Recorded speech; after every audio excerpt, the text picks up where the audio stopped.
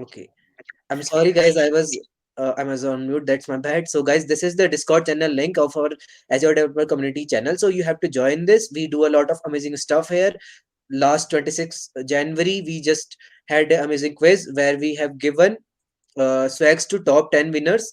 Now every day we are taking some quiz on, like every Friday we are doing some quiz. So next Friday, see you in the Discord server link. We will be giving amazing swags to top 5 winners. So see you guys there in Azure Developer Community Discord server. So today we have Divishom with us talking about Azure databases and giving you the best insight. Divishom is a software developer, full stack developer at Reskill. So he'll be taking care of everything now. So over to you, Divishom.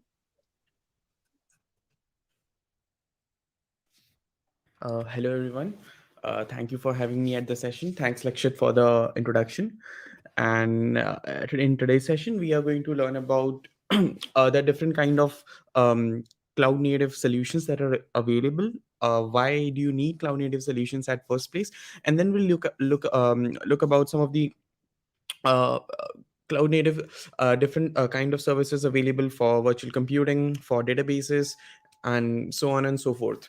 And if time permits, we are also going to do a hands-on project and see how to actually utilize an available solution on Microsoft Azure.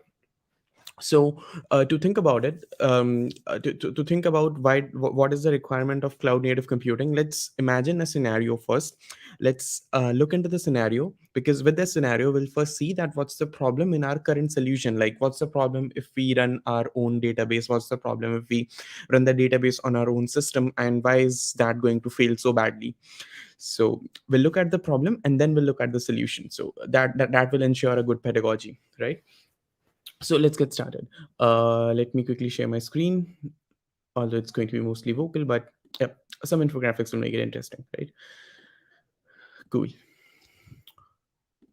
So in the meantime, if you have any questions, please let me know in the comments. All right. So uh, about Microsoft, before we jump into Microsoft Azure fundamentals, I want all of us to know about what are the different kinds of what are the different kinds of cloud native providers available. The cloud computing and virtualization providers will understand first why we require the cloud native and virtualization providers to us, right? And then we'll jump into one of the leading cloud computing providers, that is obviously Microsoft Azure. Cool. All right, guys. Let me quickly get us into Microsoft Azure, and okay. So let's get started with the need of cloud native or cloud computing and virtualization. So let's imagine a brief scenario. Let's say that you are trying to build your own e-commerce website, right? So you have written a piece of code, and definitely an e-commerce website needs a very scalable database. We'll break this word later, what is scalable database, into separately. Scalable and database will understand them differently, but first let's understand a brief scenario, because in the scenario we'll first point out the problems and then we will jump into a better solution, better from our local host, right? So imagine that you want to create an e-commerce website your own e-commerce website, you name it myamazon.com, and you want to make it go global. You want to make generate some revenue from it, because that's the end goal of all the softwares. And then you want other people to be able to use your software and leverage some functionality, right? So you write a piece of code, you write an entire piece of code, and you make your own software that works as an e-commerce website, and you name it myamazon.com. You run it on your system. So obviously an e-commerce has a lots of products to sell, and somewhere or the other you need to store these products, right? So that you can actually show them on your e-commerce platform. Like if we go to Amazon, we see a lot of products. So all these products, let me quickly pull up something to show. So like, you show a lot of things when you use, for example, in the landing page of an e-commerce website, you show a lot of products. And where do these products come from? There are always three things when you go into any web development kind of thing: the database, the backend, and the front end. The front end is the actual UI that you interact with and allows you to navigate to different things, get your done stuff done, and so on and so forth. The database is what actually stores all this data, right? And we never give the access of the database to the front end, because that is a very grave security mistake, I would say. And plus, you never want your users to be directly able to interact with the database. What if someone screws up the database? You lose all your data. There are lots of things that can go wrong if you directly allow the users to interact with database. So there comes the backend. The backend sits between the front end and the database. For example, from here, if I go and search for a particular thing, let's say cell phones. So what this actually does is, from here I write cell phone, this query is sent to the backend. The backend then understands what we are trying to search. It will now create a database search query, right? For example, you must be aware about SQL, you must be aware about NoSQL databases. So it will create a particular what do we say, a Mongo a database query, and that database query is sent to your cloud database for whichever you choose, and then it returns some pieces of data. So you do understand, right? Like, this query is not just you writing into your UIs. There are millions of people actually using the e-commerce website like Amazon. And think about the number of queries the backend is receiving in any particular moment of time. Like right now I'm searching for a cell phone, there could be 1 million people searching something right now. So 1 million pieces of queries reach the backend simultaneously. And can a normal database handle this kind of load? Like, someone is searching for cell phone, someone is searching for something XYZ stuff, basically 1 million queries come up to the database. A normal database is going to fail. So imagine your situation now. You have created your own amazon.com, it runs on your on your own laptop. You have a database installed, for example, let's say SQL server. And the moment you send it a query that find cell phone from table products, it works. When there are 5 people, when there are 10 people, it struggles, but it works.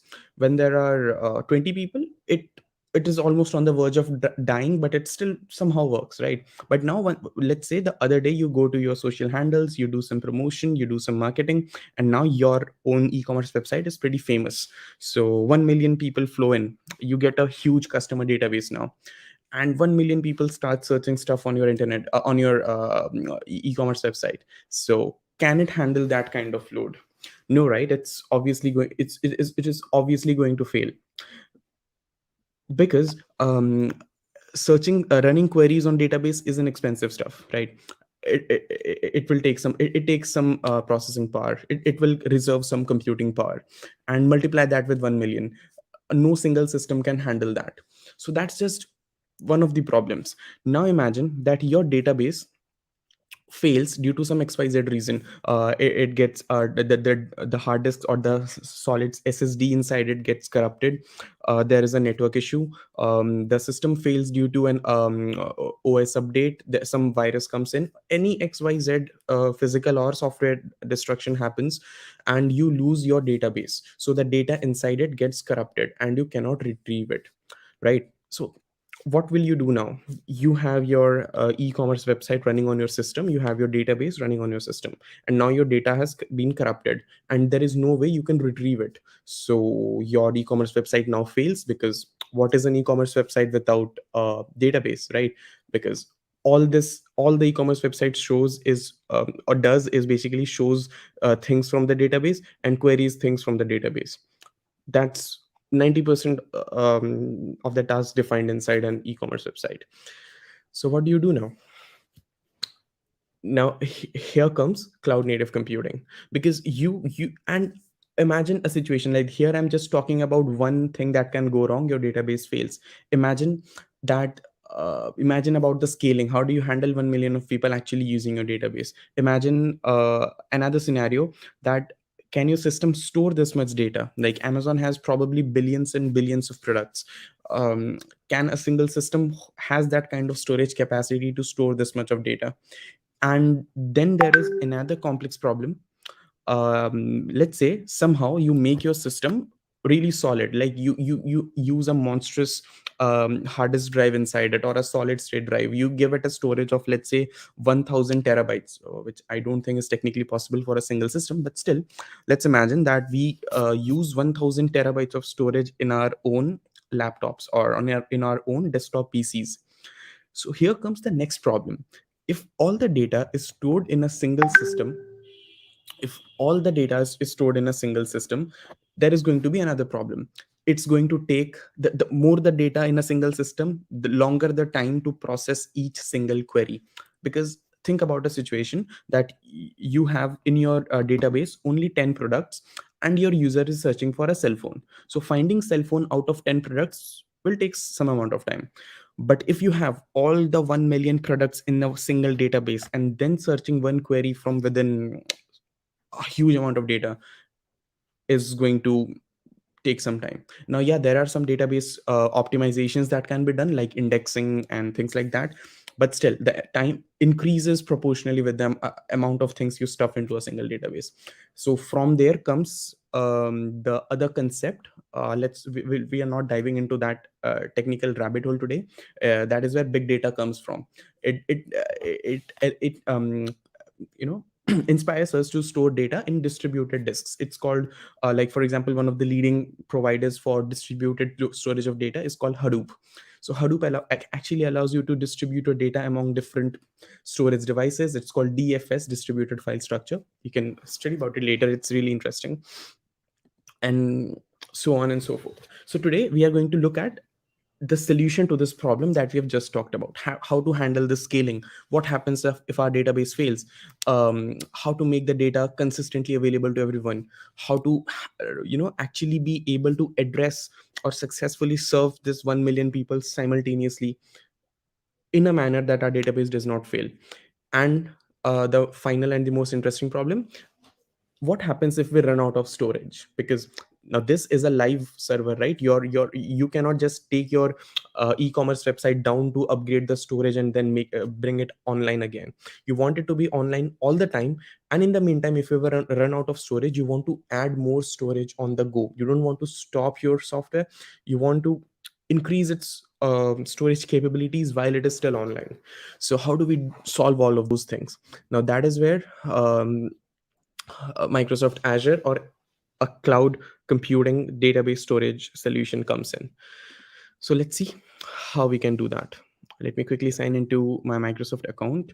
By the way, if you guys associate your GitHub account into your Microsoft Azure database, into your Microsoft Azure portal, you're going to get $100 of free credits to get started with. Now, let's see how cloud databases handle our solutions.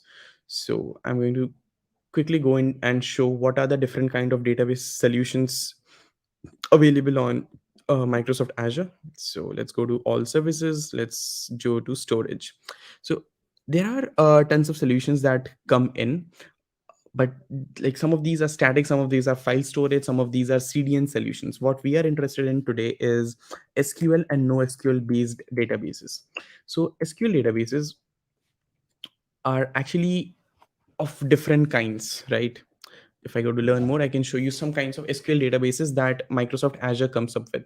So And now if you think about your need, you first need if you think about databases, you always need to first configure, or first think what kind of database do you require. Do you require an SQL based database or a NoSQL based database? Well, technically both of these are not, I would say both of these can do each other's functionalities what they provide, but they come up with some kind of pre-built methodologies that allow you to using it easier, right? For example, if you think you have a database that has strong relation, if your data has strong relations between each other, for example an e-commerce website, the data is going to be very structured, right? All the product in your market are going to have three basic columns: the product ID, the product name, the product price, and maybe a fourth one, obviously the description.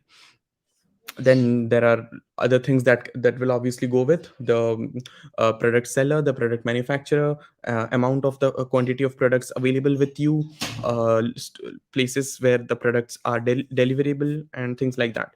So here your needs are very well defined, right? Every product has a fixed number of certain attributes, so they are always defined. And that is where you would want to use an SQL based database. So let me quickly show you what are the different kinds of SQL based databases available on Microsoft Azure.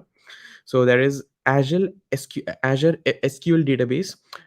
And let's quickly see what are the different kinds of SQL. So SQL comes in different types. Okay, here we'll see what are the different runtimes that Microsoft Azure provides. Then we'll see what are the different other kinds of architectures available. So in general, SQL um, follows the single SQL query structures, right? SQL has a certain querying structure. You can use that to query through any SQL database. But SQL is of different types. Let's say your application is doing a very minimal job. It's not going to get that kind of huge load, but you still want it to be available remotely so that all your servers can use a single database. Then you can go with something very simple like an SQLite or MySQL. Now you want your database to be able to handle huge amount of loads. Now you don't, now as MySQL or SQLite is not going to support you. You want something very scalable and managed, and something a sort of that would require an Amazon or an e-commerce kind of thing. That would be uh, what we call MSQL, Microsoft SQL Server. You might have heard about it. It's built by Microsoft, obviously, as the name suggests, and you can host it on Azure as well.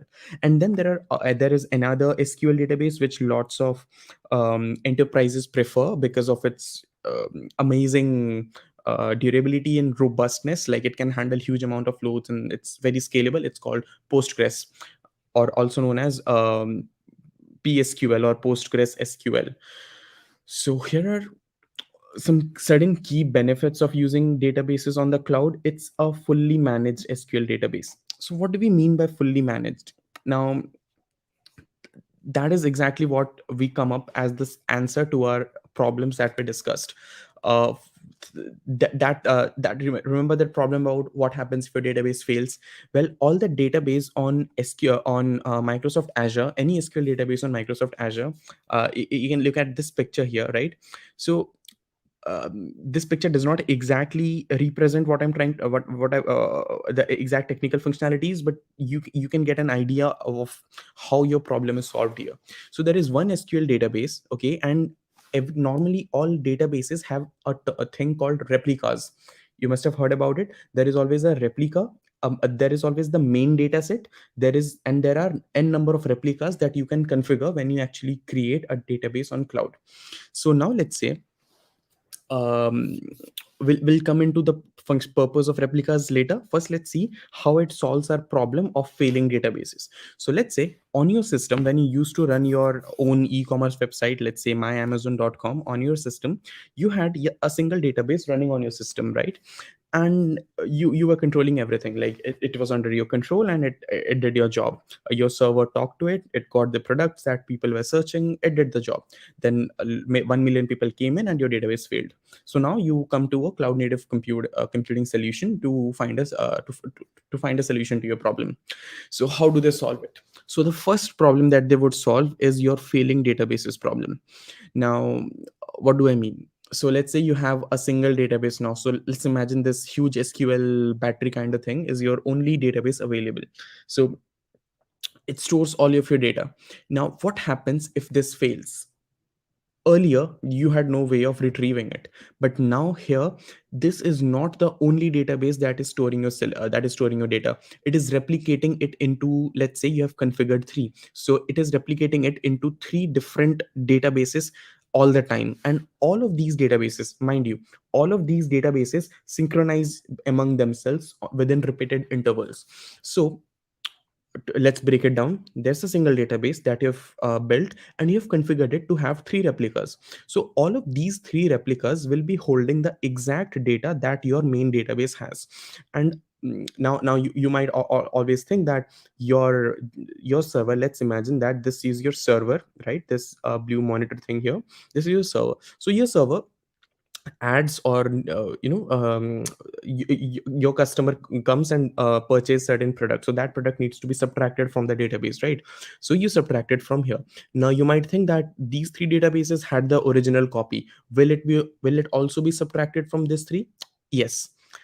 And think about the technical challenges that come in. Your server only updates one database, but you want all the other 3 replicas to be updated with the same data.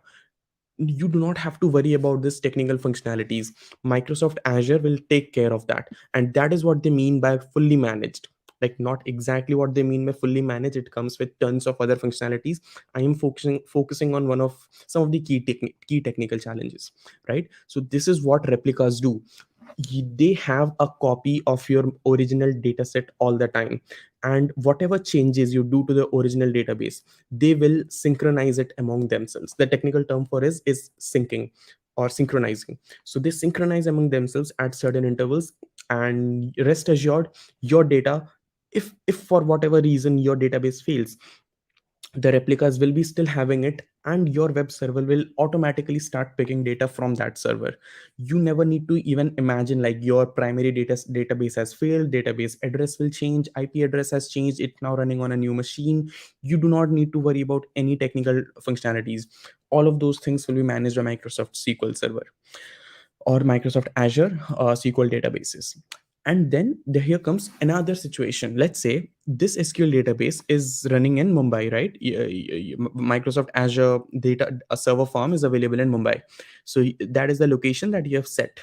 And obviously Mumbai was the location you had to go with, because the data laws in India say that your data should not leave Indian servers, right? They are not very strict with it, but they are also not very lenient about it. So with the current data laws, you choose to select India as your server farm for your deployment of databases, and in India you have your data available. So now let's say in that particular region, any XYZ mishappening happens. Let's just imagine meteor falls over that, like the database in which your actual server is placed.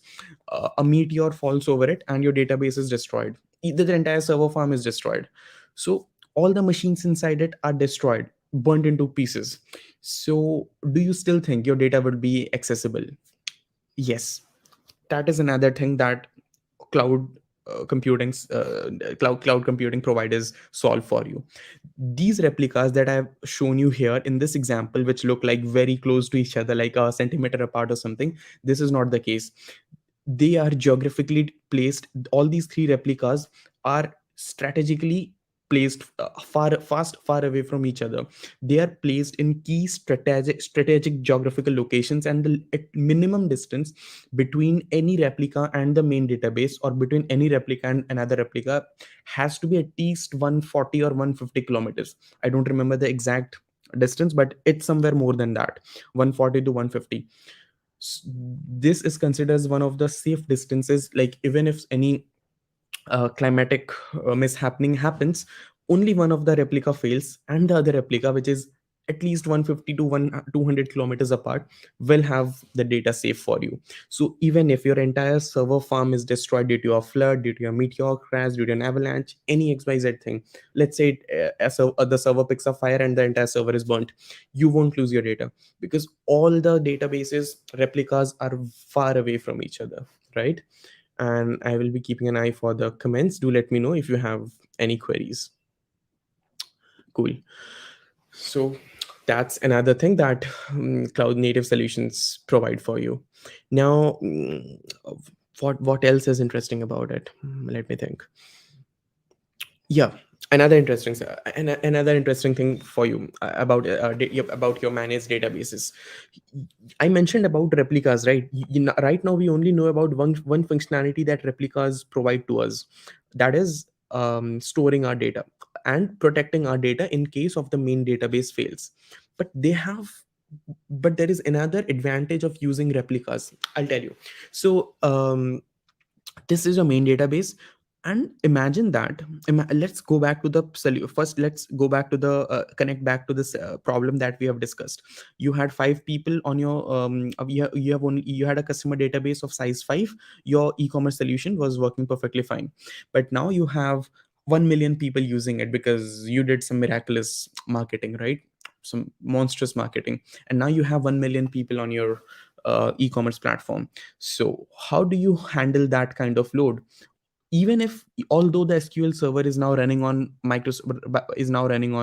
Microsoft Azure platform, but that does not make it technically a supercomputer, right? It is still running on a simple computer but in a remote location. So how will it handle? So what is the difference between that server and our local system? How it can handle 1 million people and our system cannot? Because this is scalable. Now, what do I mean by scaling?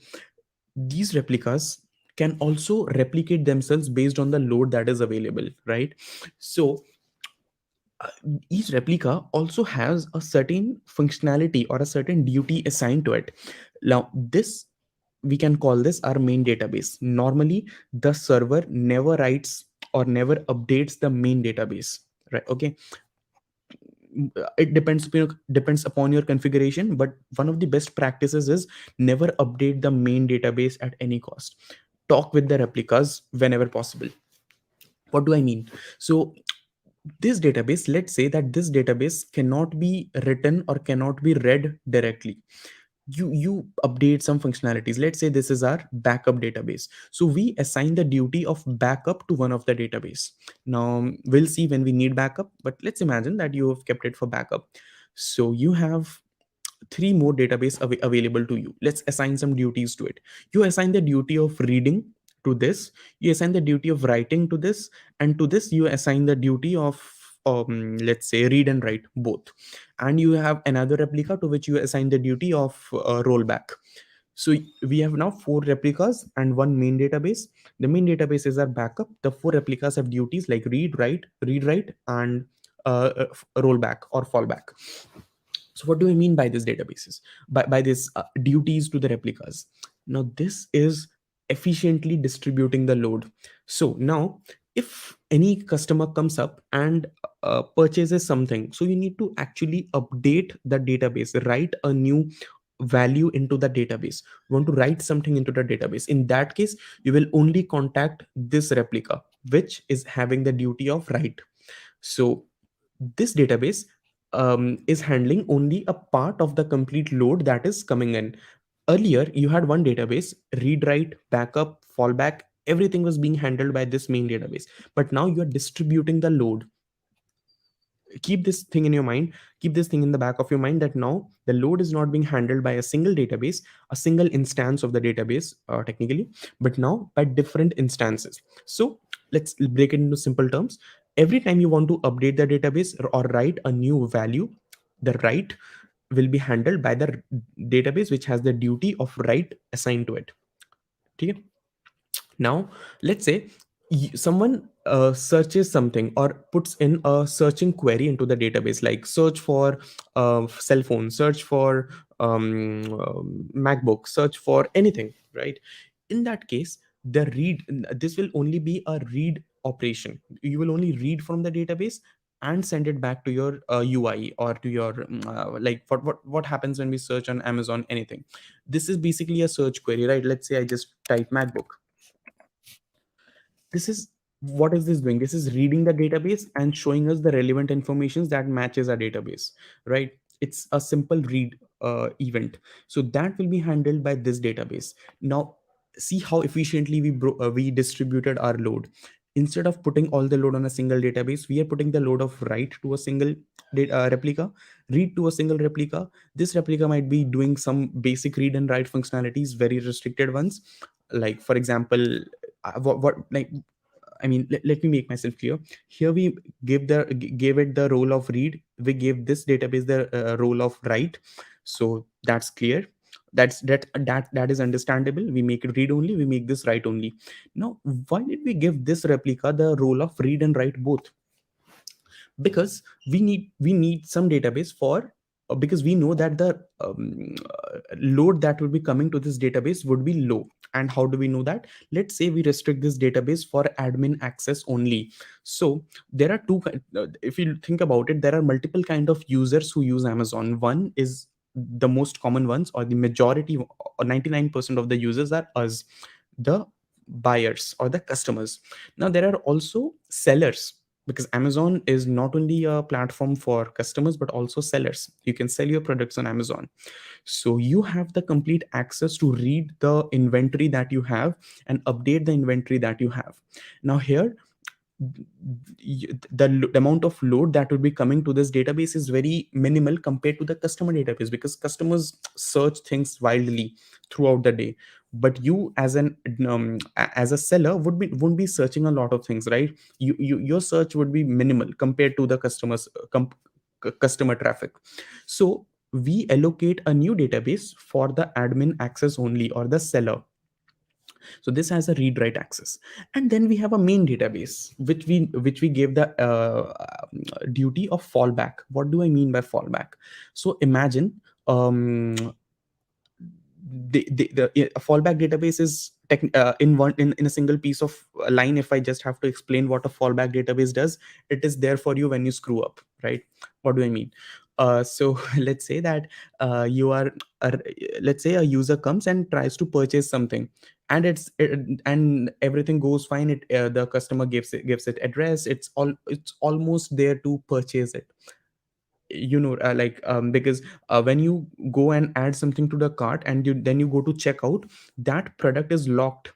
No one else, like if it is the last single piece of that item of that particular product available, that won't be visible to others right now, because you have started purchasing it, right? You are almost there on the final step of purchasing it. So that product is not now visible to other customers, and it is associated to you.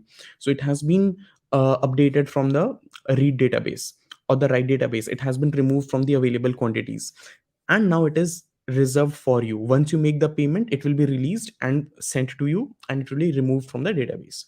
Now what happens if in the last step you decide not to purchase? In the payment section, you cancel it out and you send it back. So now that thing needs to go back to the available inventory and be visible to others once again. So this database is the fallback database, which has the previous entries, the last previous entry before we made any change. We can fall back to the previous state of the database.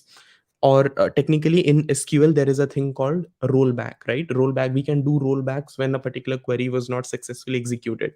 So that for that particular role, we keep another replica. So that is how we efficiently distribute the load to handle millions and millions of users. We use one database for fallback, we use one database for you know read, for write, and backup, like those things. Now all of these things discussed are, well, basically theoretical, right? I hope this gives you a better idea about why running SQL on your system, how it is different from running SQL on a managed service. So now let's go quickly see, and let's see if we can try an SQL database for free. And I'll walk you through how to create a database. Meanwhile, if there are any questions, please let me know in the comments.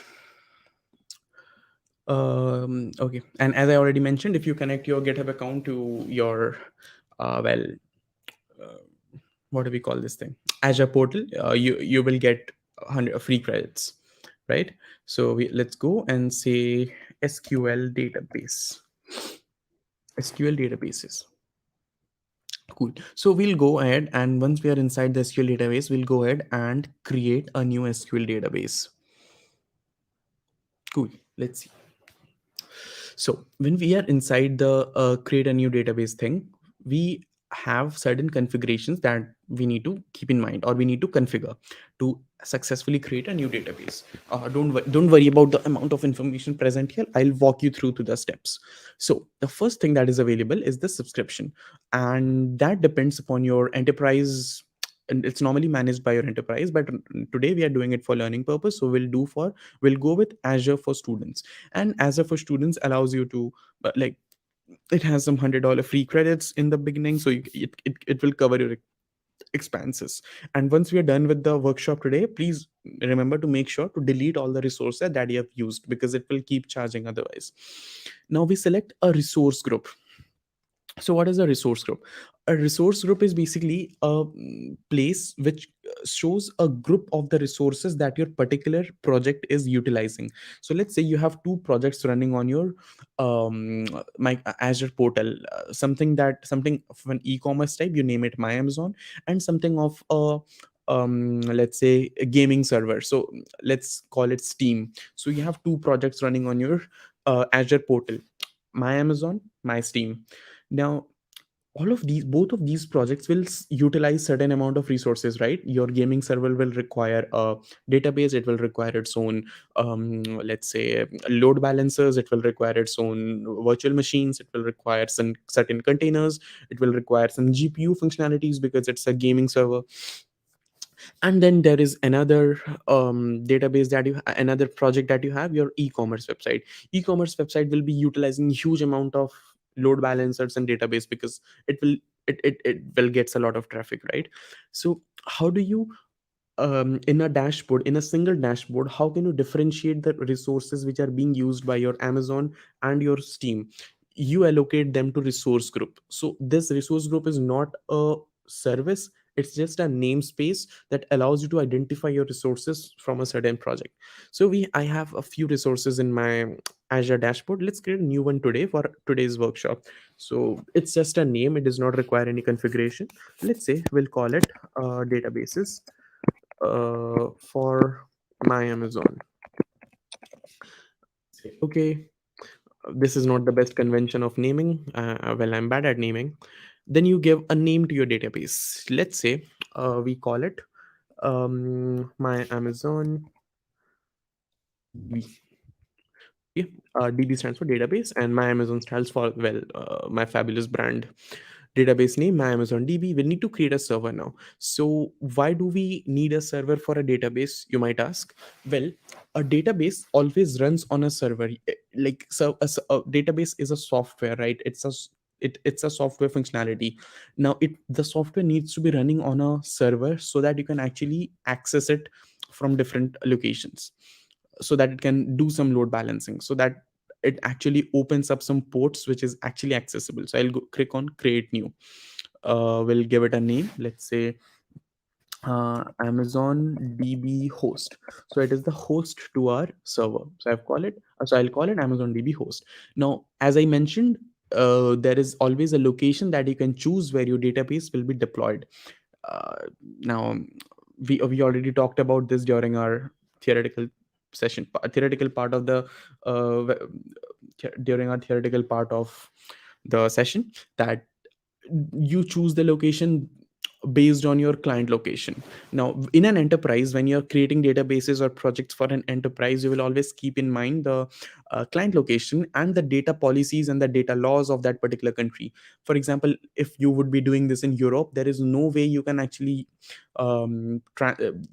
make the European data available anywhere else, because it has very strict GDPR laws, right? In India, the laws are not very strict yet, but obviously you cannot make your customer data available in anywhere outside the country. It's not a good practice at all. Let's say the data laws change tomorrow, you would be in a trouble, because you would have to migrate databases from one places to another, and it's fucking expensive. So how do we do that? So we always choose a good location to deploy our databases. And that being said, you have but that being said, today we are doing it for learning purpose, so it doesn't really matter what kind of location we choose, because we are doing it to study. And there are other benefits of choosing a location that is close to your clients. The latency will be less, right? because it will have to go through less proxy servers as compared to the previous ones. Now there are authentication types that you can choose. For standard projects, go with SQL authentication, right? Choosing different like a cloud native computing centric authentication will be a problem in future if your entire project stack is not running on a single cloud native solution. Choose the database core authentication wherever possible, and this applies to any kind of service, not just a database, a virtual machine, a container, Kubernetes service, whatever. Server admin login is basically the username or the database user who should be allowed to access it. Let's say I'm going to put my name here for today's session, and let's call it, let's give it a password. I'll go with the suggested password. Okay, this will create a server for you. Okay, and it will, and now you can see earlier my database server was not available, and nothing was available here, but now we have one because we created one. Pretty simple, right? What goes around comes around. Want to use elastic pool? For now keep it at new, but elastic pool allows you to scale up and down according to the load. But today we are not going to get any load because we are doing it for a study purpose. And if you're curious, you can click on the I button to learn more about it, right? So elastic pool provides a simple and cost effective solution for managing the performance of multiple databases within a fixed budget. Today we are not going to, for multiple databases and load balancing, we'll create a single thing and get ahead with it. Now this is the configuration of our storage and compute. Now although this is a database, compute is important because compute determines how efficiently or how quickly your queries will be processed when you query something in your database. So, and storage is obviously the amount of data it can store, and you can configure that. Right now we have a compute of two virtual cores. This is the amount of cores available to your microprocessor. Now don't think that actually the processor has two cores. It has two cores reserved for itself, right? Now that is what we mean by virtual cores, because entire cloud computing has been comes from, is inherited from the concept of virtualization. And you have 32 gigs of storage. Backup and storage redundancy, as I already told you about the database replicas and roles, you can use these things. Backup, storage redundancy, and juice restore or ability to recover from original outage is only available when geo redundant storage is selected. Remember, this is what we talked about. What happens, geographical calamity happens, and how do you recover your data, how do you migrate to that? There are options this is how you configure that. Locally redundant backup storage is the databases are pretty close to each other, they're local. Then there are geo redundant backup storage, wherein a natural calamity is not going to cause a data failure. So there are different kinds of config settings that we can go with. It will always be, we will always be on the safe side if we go with the recommended ones. Now let's go to networking. Networking allows you to configure how your database will be accessed or will be accessible to you, right? So to configure a network access and connectivity for your server, the configuration selected below will be applicable, right? And in network connectivity, this allows you to configure how your database will be selected. Now if this is a backup database, you just want it to be there and open it up later, this is just for a fallback purpose, you can set it to no access. Now if your server is actually running on some other cloud computing provider like Amazon, or like Amazon AWS, or GCP by Google Cloud Platform by Google, obviously you would want to have some public endpoint, because now your server is not on Microsoft Azure, it's on a different cloud computing provider, and you will be accessing your database externally. So basically you can imagine, if we go back to the previous photograph, I think I had it open or I closed it at all.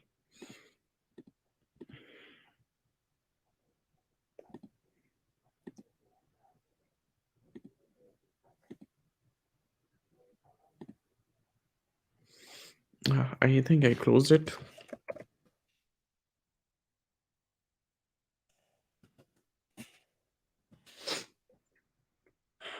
I actually want that picture back that we had. Cool, not a problem. We can go ahead without that. So basically, what I want to tell you is, imagine that your server is running on an external system. You would want it to be public. Then you want your database to be publicly accessible, because if your servers cannot access the database, what will they send to you, to your front end UI or a client side to actually be able to see it? So that is when you choose to go with public endpoints. And there are private endpoints. This is what happens if you have your entire technical stack running on Microsoft Azure. Your server is also on Azure and your database is also on Azure. Then you can choose to have private endpoints. So this is the most secured configuration possible. This will allow you to create a virtual network, and the IP address will never be public. Only only the queries sent to this private IP will be entertained. Any public endpoint will be denied access. So this private endpoint will make your database completely secured, and only your server can access it. Then there are obviously firewall rules. Allow Azure services to access the resources. You can choose based on your configuration of your technical stack and add current public IP address. Done. Connection policy. So there are some connection policies that will be allowed, like what kind of requests will be entertained and what kind of requests should be denied, and if redirected, and those things. And encrypted connections is basically allows you the kind of security that will be forced onto this connections that will be coming. Now there are obviously security. Enable Microsoft Defender for SQL. That is another, like, each cloud native provider provides their own layers of security over all their resources. So does Microsoft. But it's being one of the leading cloud native providers, it provides you some good armor in front of your database. And there are lots of things that can go wrong with your database. Like, one of the most commonly known security or cybersecurity threat to an SQL is an SQL injection attack, wherein you inject certain queries within your other queries, and it can cause a security breach. Like, it's a very simple SQL query. It's a very simple SQL query, but it can completely screw up your database. If possible, I think I can show you a quick one. SQL injection example. Basically, what you do is you add a comment, and from within that you push something. So let's say this is your actual database. Okay.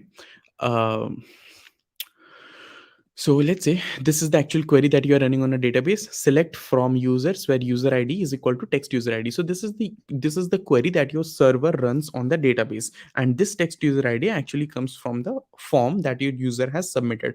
What if no, in a decent universe, we would imagine that we would be getting value that we are expecting, like 1 2 3 or 4, something like that, and we process it, we get the result, and we send the text SQL back to the response back to the user. Now what if someone, instead of actually in the form, instead of writing their actual text user ID, which is a number between 1 to 1000, let's say we have 1000 users, they write this, they write 105 or 1 is equal to 1, they type this string instead of their actual database. And if you actually now if you think about what would go into your query right now, what would be your final query? Select all from users where user ID is equal to the value that it has come. Now, why did this happen? Because we didn't we because we trusted our users to give us the expected queries, the expected values, but now they are playing with it. They are giving us random pieces of string. And why is this dangerous? Think about it. This is the query that will be this is the boolean condition that will be evaluated to send us users data. Now under now the what is the convention, what is the security law, what is the right thing to do?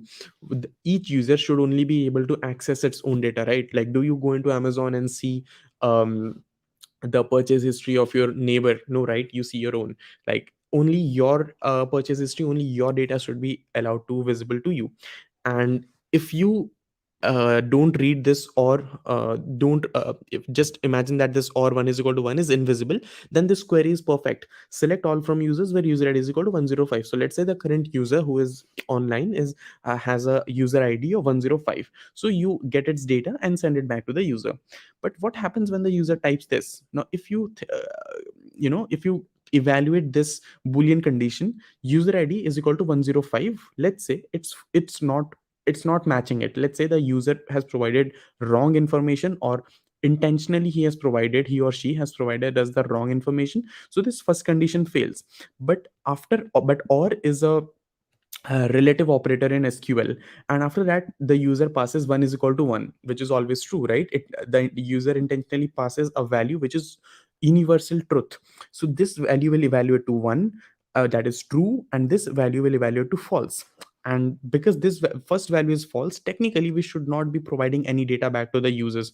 But the user, being very clever, it adds an boolean logic or into the query, and now the entire evaluation operates to be true. And even though the user gave us a false user id, we are going to send the data back to the user. And this is how a data breach happens. This is called an SQL injection. Now most of the times this kind of injections will be protected at the server side. But now your SQL can go into a public breach. You are going to breach the data which the user should not be able to access, and some sensitive information can obviously leak. It's a very infamous cybersecurity threat to SQL, and this is something that should be taken care of. Now, this is just one of the many interesting threats that can happen. So yeah, all cloud native providers provide their own layers of security. You can well, basically skip all these parts. Every cloud native provider comes up with their own innovative solutions. You can, if you want to learn about ledgers and identities, you can go ahead. Identities, well, basically allows you to delegate access to other people. Now there are all kinds of data sources that you can use to initially populate a database. If you select none, then you create a new one. If you use a backup, then obviously you can migrate the database from some other sections. Now there's a data coalition laws, and like what is the kind of policies that should be used on your database. Remember, read, write, immutable, mutable data, those kinds of things. Then there is a maintenance window. So maintenance window is typically the kind of it depends upon cloud native provider to provider. In Microsoft Azure, you have the flexibility to choose when your database actually goes under maintenance. But yeah, do not worry, you will not face any downtimes. Well, here is where you can add tags. Tags allow you to um, quickly add some important information to your context. Like this will not anyway interfere, give you deny or give a better enhanced performance to your database. This will only allow you to identify your database from a pool of databases. It's like a tag. For example, let's say there are many people in your class, right? But there is only one monitor or class representative. So he or she wears a badge. Now all of you know who is the class representative, but if he or she is wearing a badge, like we can find them easily, right? They are spotted, they're easy to spot in a distance, from within a group. So same thing applies here. Let's say you have lots of SQL database on your project. If you have a tag on top of it, it will be easier to find. So let's say we give it a tag. Let's say Amazon DB, or let's use some better name, purpose. Or like, the purpose is what the normal key I always go with, so that's what it's suggesting me. Or um we can say that it's PRP and LOC. So for PRP stands for purpose, I'm going to say Amazon DB, and LOC is going to be my location, so Mumbai. So from a group of resources that are available to me, I can quickly see that my purpose and location are Amazon DB Mumbai. Now this will allow me to quickly find this database the moment I want to. And yeah, hosting databases is expensive. Like this database is going to cost me 27,000 per month, right? So I'm pretty like, I'm just creating this to show you that how we walk through the process of creating a database. But the moment we are done, please make sure if you are actually following this tutorial, you also close the databases um, once you've created it out. Now don't worry, you won't be charged obviously, because this is a student subscription plan. When you run out of credits, your database, your virtual machines will automatically be stopped, right? And I hope this gave you an insight about the databases, what kind of databases to use, when to use, what are the benefits of using a cloud native database rather than running a database locally on your system, because you can, go ahead to download Microsoft SQL Server. You can directly go to this particular URL and download the Microsoft SQL into your system and run it on your system entirely. But then, what are the benefits of running it on a cloud? I think you got an insight about all that through all the discussions we did today. If there are any queries, please let me know. And I hope you use SQL databases or NoSQL databases in your future projects on Microsoft Azure, so that you can leverage from the global presence that you get. Because now you don't need to worry about putting your database somewhere. You just have it hosted, you just connect to it and start using it. So, all the best for your future projects. And if there are any queries, please let me know in the comments. So guys, feel free to ask your queries. If you have any queries about the session or about Azure databases, the Vishwam is here to answer them. So feel free to ask. And last thing, so until you are asking the questions, here is the Discord link that you people have to join. We do a lot of amazing stuff in our Discord channel. We have a quiz scheduled on Friday, and we will be giving on Microsoft Azure, and we will be giving top 5 winners. Microsoft facts we will be giving. So join, do participate in the quizzes. We have every Friday a new quiz. Okay, so I guess there are no doubts for the session. And okay, so just wait for a second. Okay.